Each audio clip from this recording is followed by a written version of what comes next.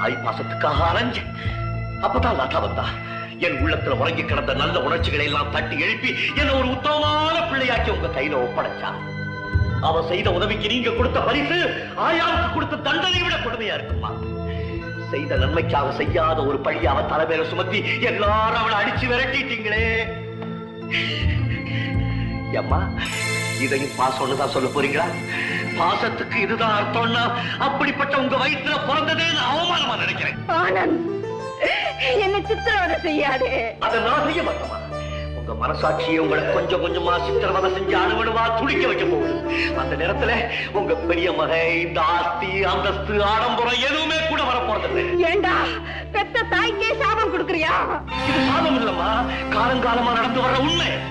அந்த உண்மையை அழிக்க எந்த சக்தியாலும் முடியாது. அனார்கலிக்கு சமாதி கட்டின அக்பர் சாம்ராஜ்யம் என்னாச்சு? அம்பிகாபதிக்கு மரண தண்டனை கொடுத்த